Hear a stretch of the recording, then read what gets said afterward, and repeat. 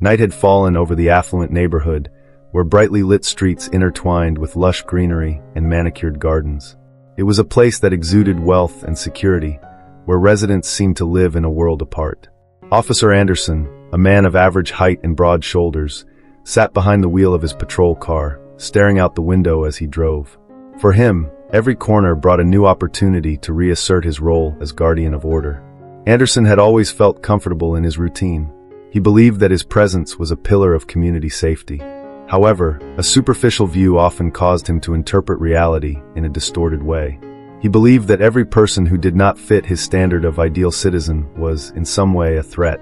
This thinking, ingrained in his worldview, made him blind to the nuances that truly made up society.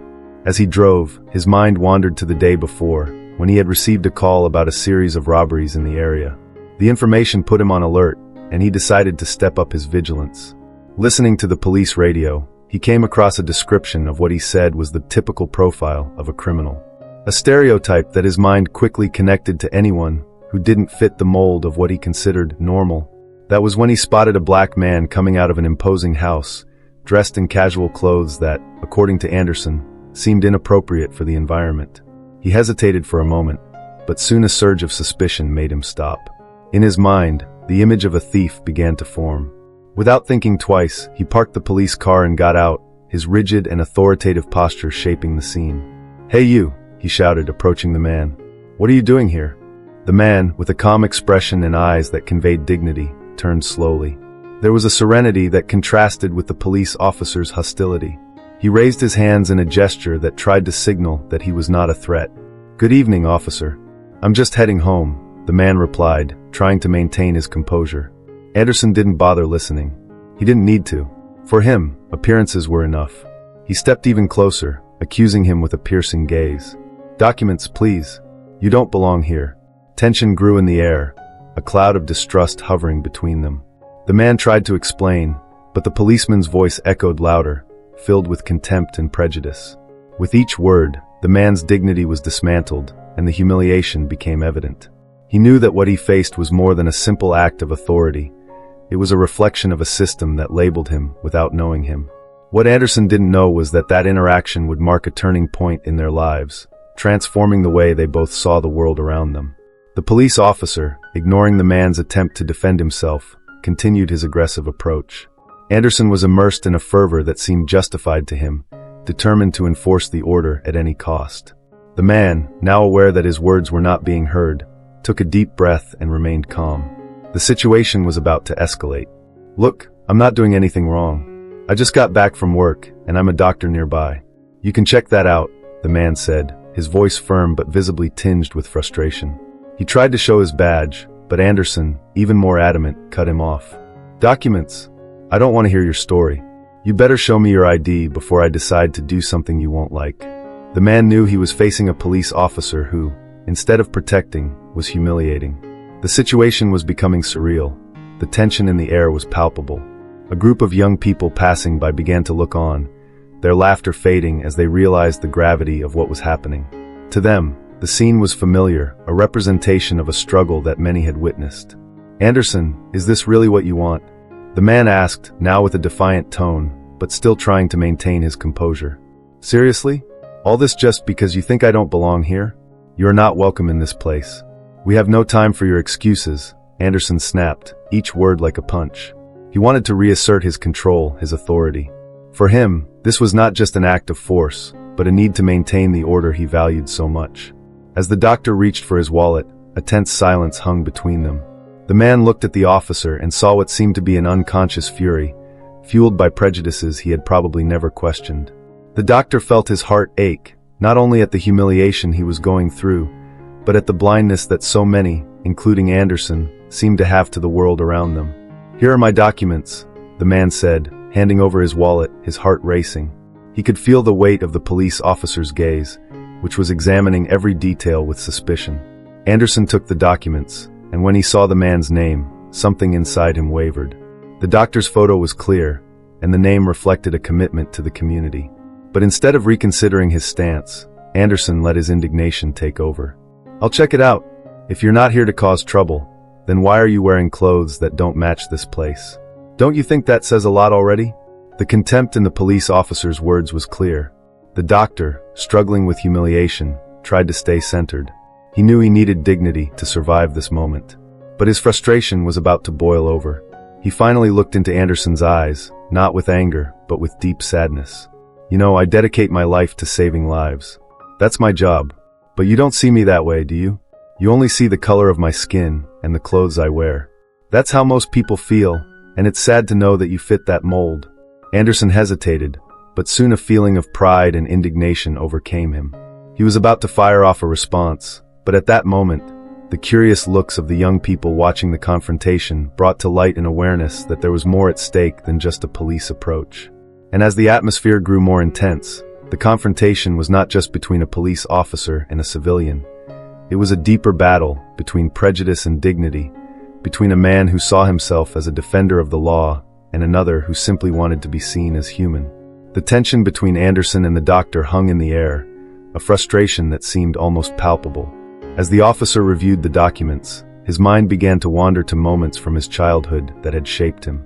Anderson grew up in a homogeneous neighborhood where diversity was almost an abstraction. His parents, respectable people who feared the unknown, had always taught him to be suspicious of what they did not know. At school, he remembered seeing some students who didn't fit in with his circle, classmates who were the target of jokes and dirty looks. Anderson never got involved, but the lessons he learned, even if unconsciously, were ingrained in his psyche. The fear of being different always accompanied him. Every time an older boy made a racist joke, he would just laugh, not because he agreed, but because he was afraid of becoming the next target. On the other hand, the doctor also remembered his own challenges. Growing up in a community where skin color was still a factor in discrimination, he faced prejudices that pushed him to become who he was.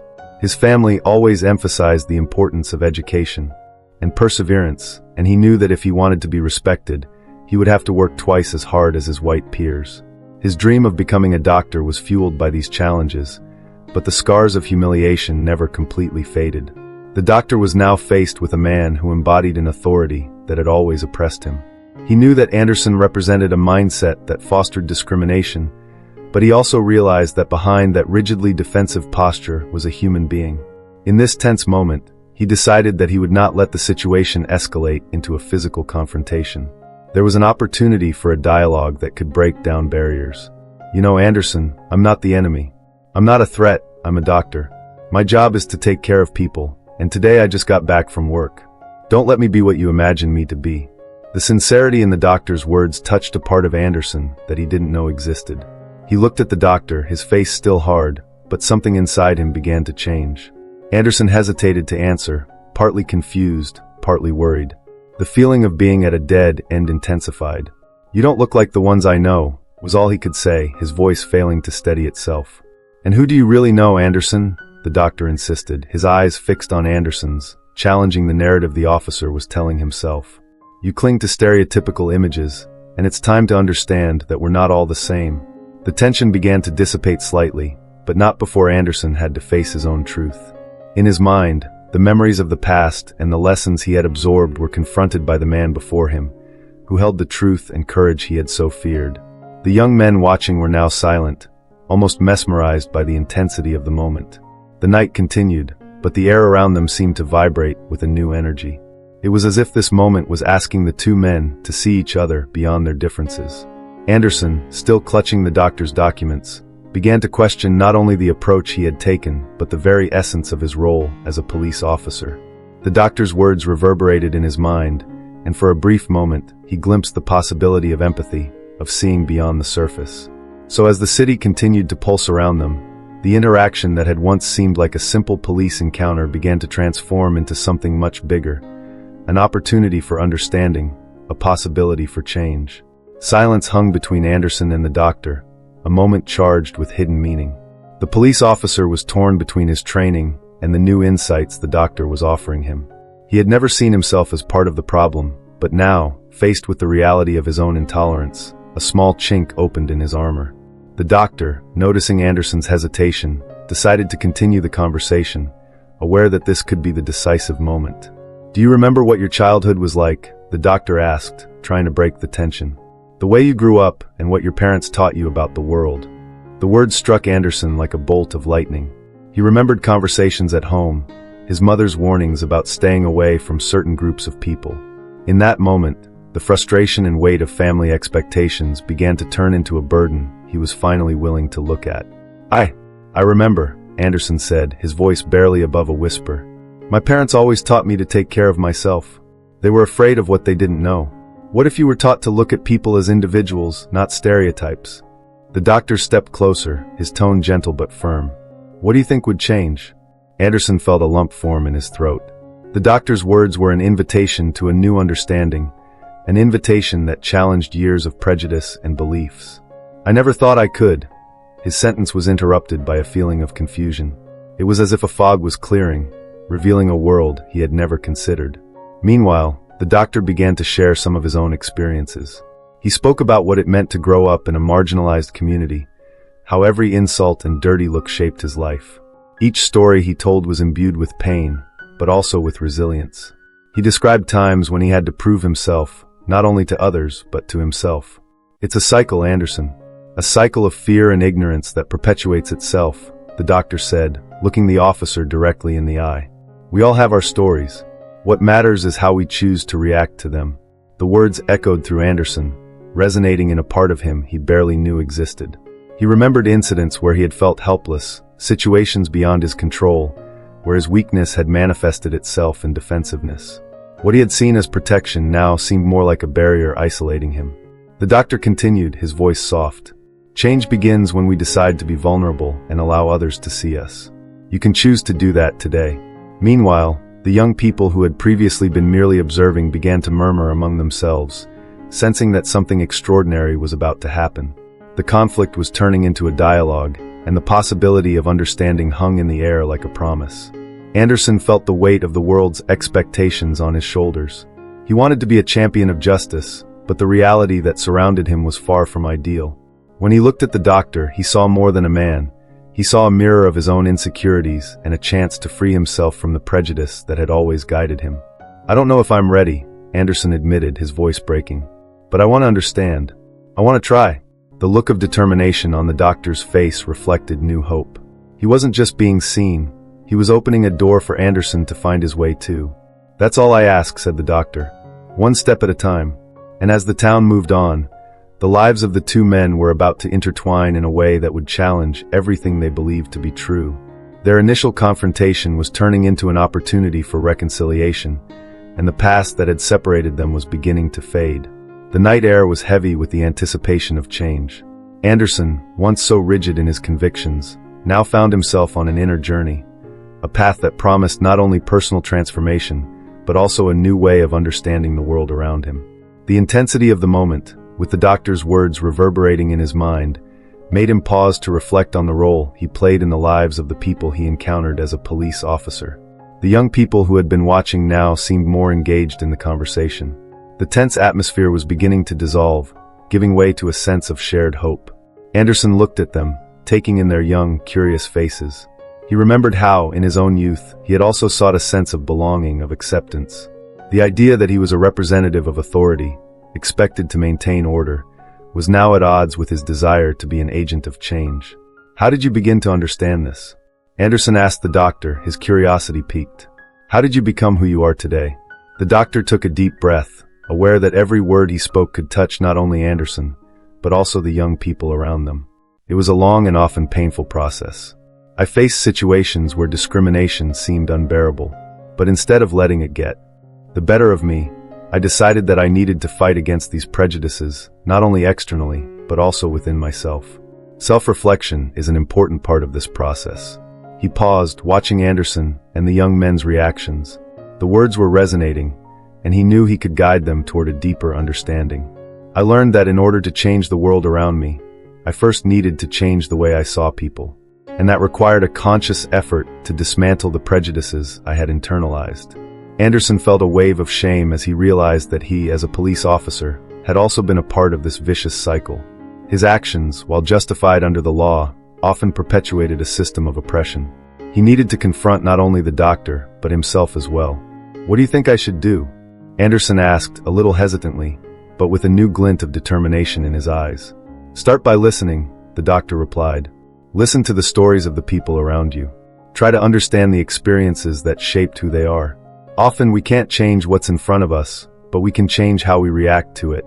At that moment, one of the young men, a boy who was no more than 17 years old, timidly raised his hand. I don't want to be treated like a criminal before I have a chance to prove who I am. That's how I feel when a police officer approaches me, he said, his voice steady despite his nervousness. How would you feel if you were always being judged, without having a chance to show who you really are? The young man's words hit Anderson like a punch in the gut. He had been so focused on his job as a police officer that he had never stopped to consider what it was like to be a young black man in his city.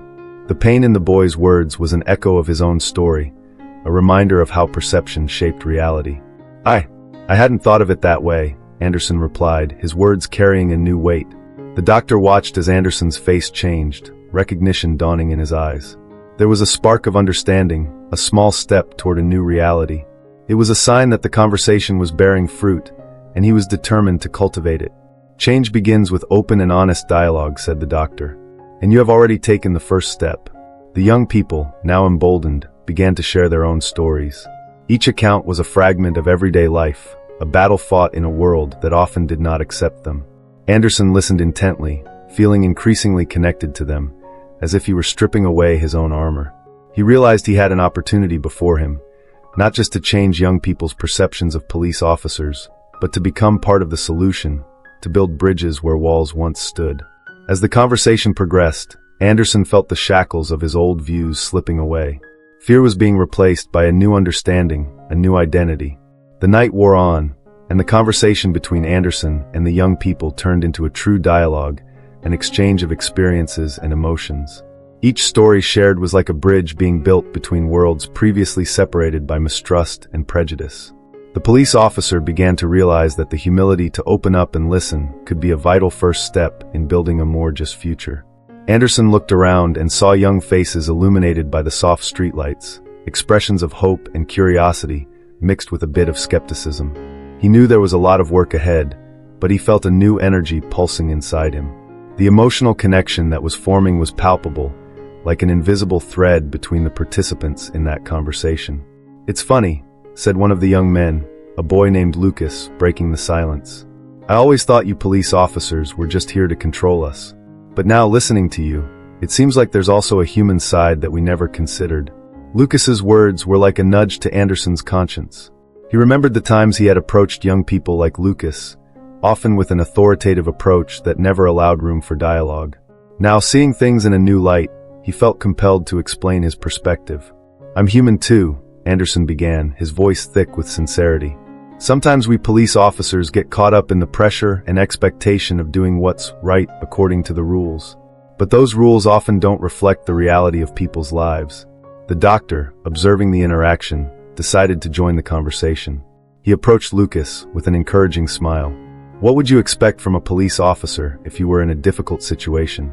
He asked. Lucas hesitated for a moment, thoughtful. I would hope he would listen, that he wouldn't see me as just a potential criminal, but as a person with dreams and fears and hopes, Lucas replied, his voice ringing with sincerity. Anderson recalled how he used to approach situations with the expectation that everyone was a suspect, an approach that only reinforced the barrier between himself and the community. Lucas's revelation opened his eyes to the need for a new model of interaction, one that allowed for mutual understanding. I want to be better, Anderson said, his determination ringing in his words. And I want you to help me understand how to do that. The young men looked at each other, surprised by the police officer's vulnerability. Anderson's willingness to open up and acknowledge his flaws was a sign that change was possible. Thus, a deeper dialogue began to form, full of questions and proposals. One of the young people, a girl named Anna, began to talk about the pressure they felt every day. She shared how prejudice shaped her interactions not only with the police, but also with her own peers and teachers. Anderson listened intently, feeling once again confronted by the reality that many faced. Sometimes, Anna said, her voice firm, we just want to be seen as equals, not as a problem to be solved. Anna's sincerity made Anderson's heart sink. He realized that the fight was not just against the system, but against everyone's perception of each other. Empathy, so lacking in their past interactions, now became the foundation for a new understanding. I promise I'll take this with me, Anderson said, feeling a new determination rise within him. "And I want to work with you so we can create a space where trust is built."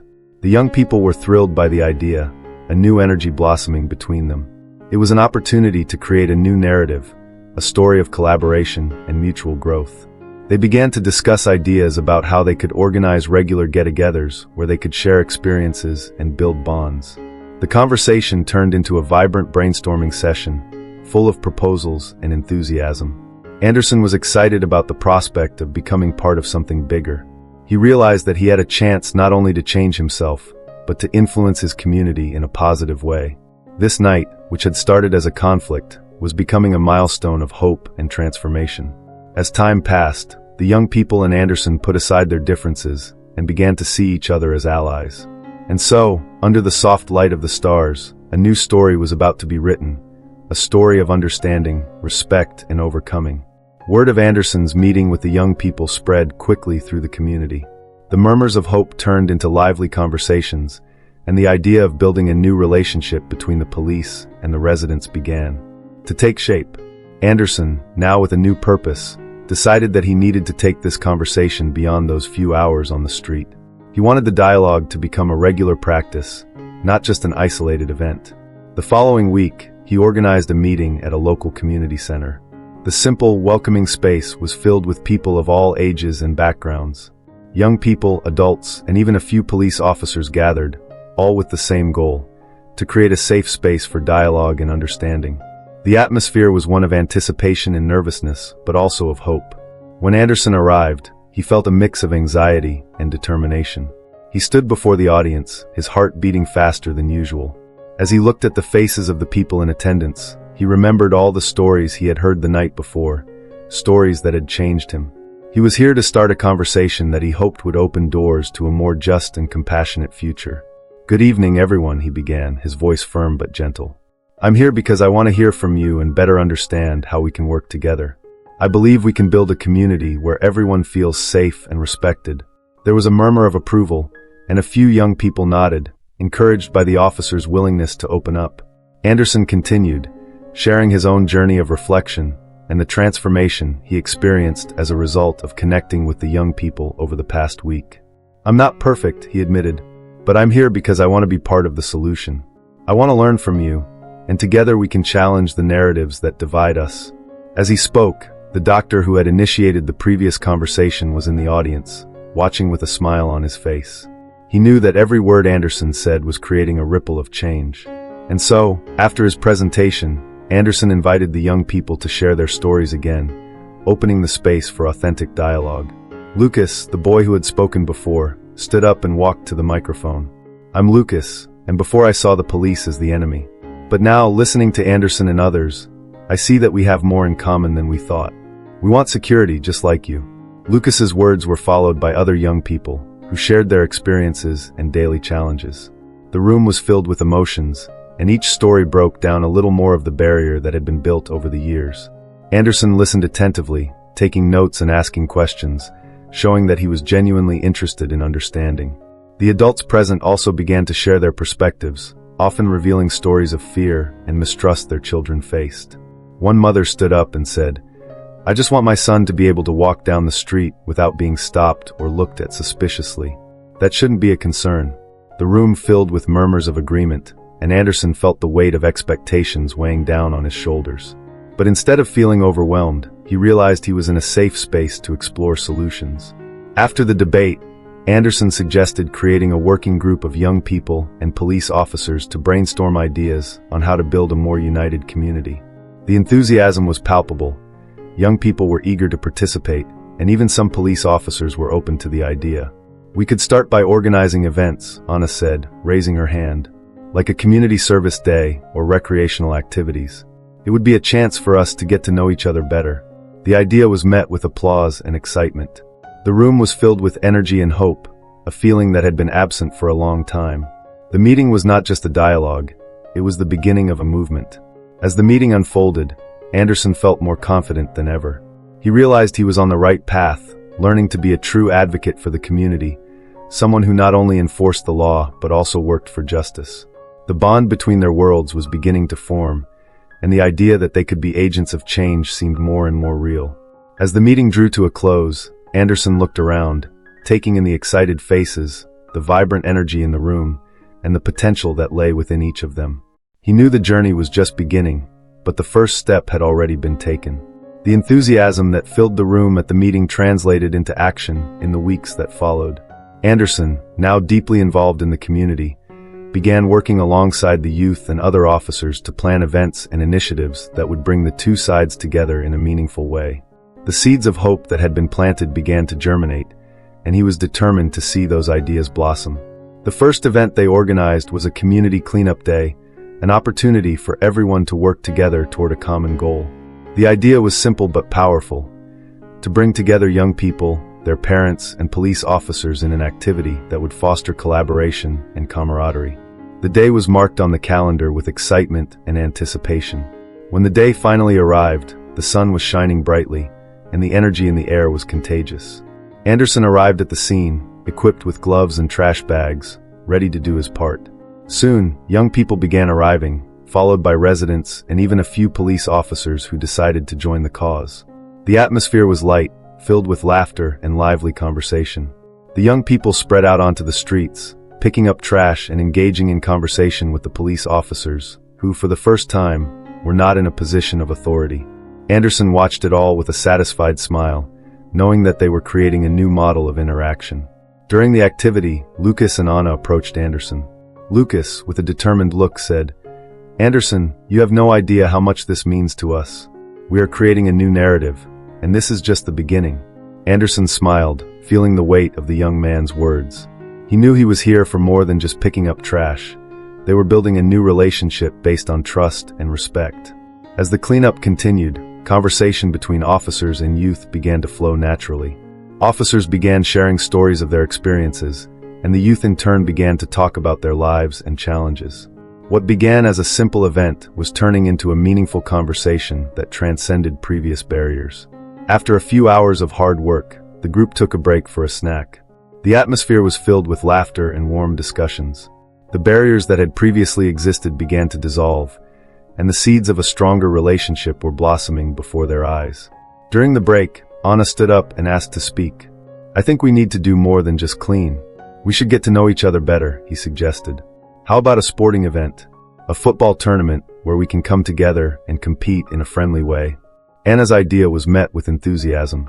Anderson realized that football was a universal language that could unite people, regardless of their background. He quickly agreed to the proposal and began planning the tournament. As the cleaning day came to a close, everyone gathered to take a photo, symbolizing their unity and the new narrative they were building together. Anderson felt a warm feeling in his heart as he saw everyone smiling and having fun. It was a moment he knew he would carry with him forever. In the days that followed, word of the cleanup day and the idea for the tournament began to spread throughout the community. Social media was filled with photos and stories about the event, creating a wave of positivity and anticipation. Residents began to get involved, with many volunteering their contributions to the tournament.